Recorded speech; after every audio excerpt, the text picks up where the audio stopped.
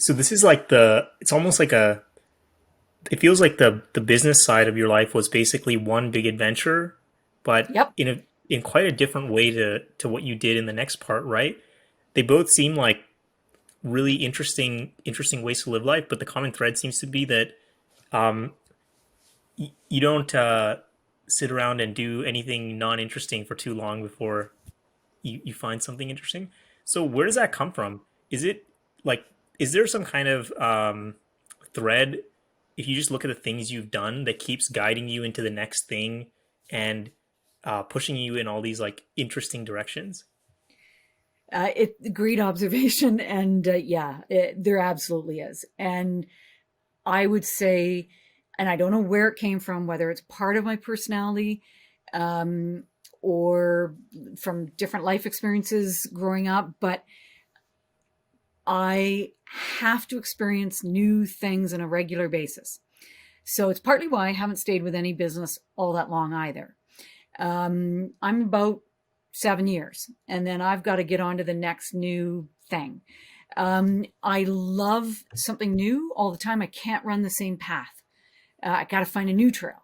Um, and so everything in my life has always focused around trying new things. Anything that scares me is like, okay, it's going on the list. Got to go do it. Anything that's uncomfortable or different, I've spent a life every day doing something unusual and different from my life. So for others, it might be that they go to a new park.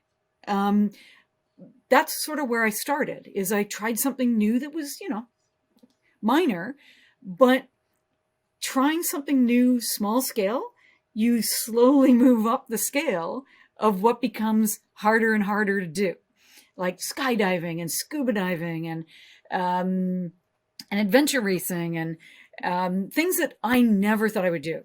Um, I got to go live with a tribe in Tanzania with my blonde hair. Like, why? So there's something that then fulfills me. I learn something new. I've grown from it. I've opened myself to some new experiences, and it always leads to something better, even though I don't know what that something better might be when I go to do it. And that theme, I believe, has allowed me to have a life in which I can say I've done a whole lot of different things that other people haven't. On the point about you started out small, was that a conscious decision, or do you just look back on it and feel like, oh, it just kind of, yeah? It wasn't I was not aware of it until actually my husband came into my life. So I was doing it, and not until he and I started doing things together did we clue in that we each were going, well, can't do that trail again. Where are we going to go today? Let's go climb Mountain X just to see what's on the other side.